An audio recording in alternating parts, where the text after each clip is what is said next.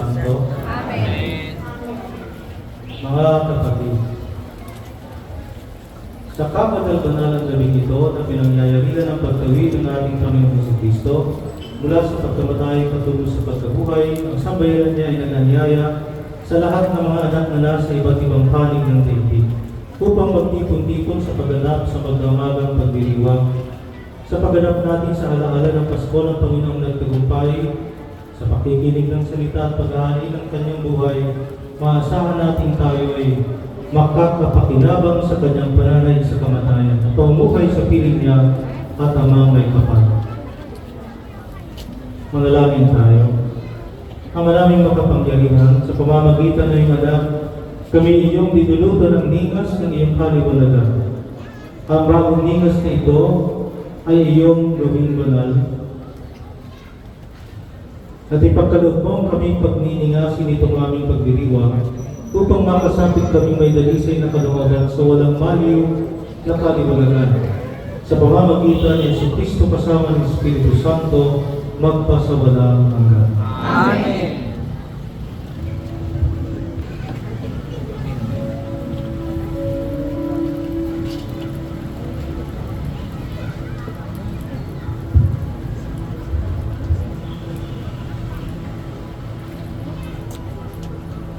Si Kristo ay nagmamahal noon sa bayang hirap, ngayong paris ay patnubay. Si Kristo ay nabuhay sa ating kaliwanagan.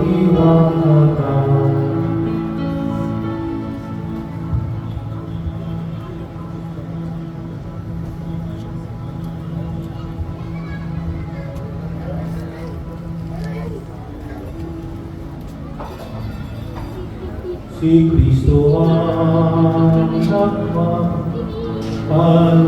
noon simula pa noong araw, wakas natin sa pagmamahal.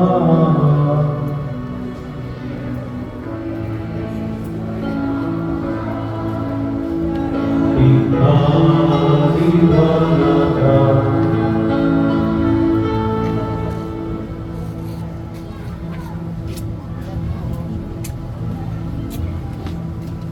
Si Kristo ang pinagmulan, alpay sa isang niyang tunay, siya'y ating pinanggalingan.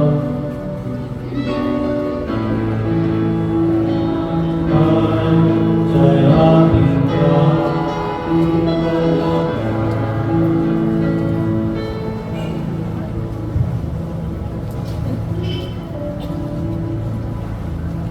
Si Kristo ang tunay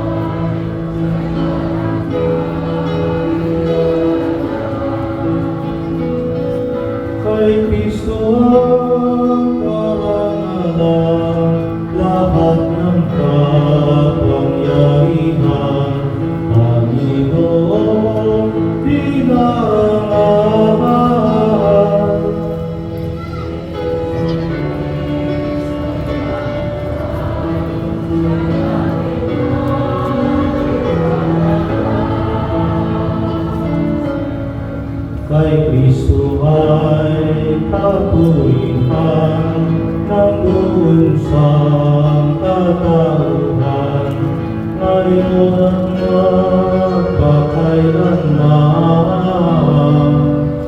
Si Jesus Cristo.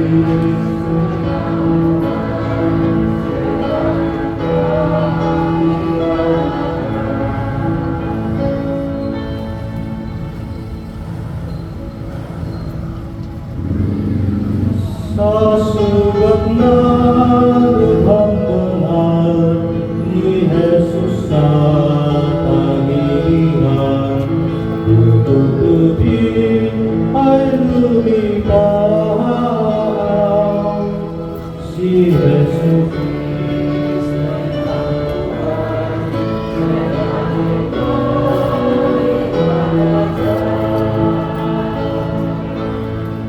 may sugat sa paangkanan, si Jesus na namayubay sa krus na kinamatayan.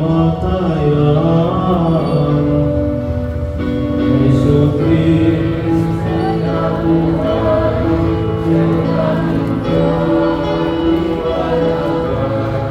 ang kaliwanagan naman ni Jesus din ay sugatan.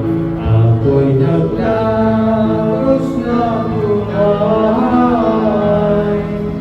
Si Jesus Cristo'y nabuhay sa ating paliwanagan. At sa kanyang kanang kamay, si Jesus ay pinakuhan, kaya't may sugat na taglay. Si Jesus Cristo'y nabuhay sa ating kaliwanagan. Sa kanyang haligang kamay, si Jesus di pinakuhan, buong buhay niya'y dinalay. Si Jesus Cristo'y nabuhay sa ating kaliwanagan.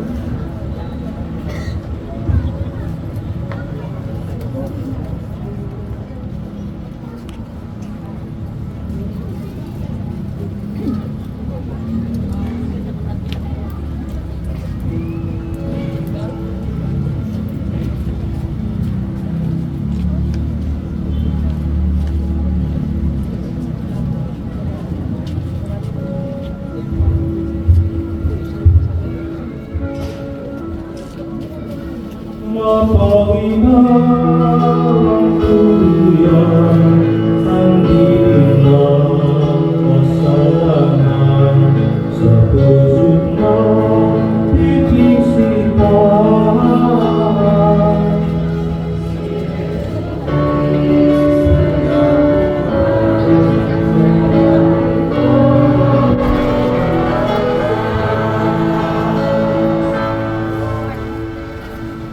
Ang lahat ay maaari na pong pumasok ng tahimik sa loob ng simbahan.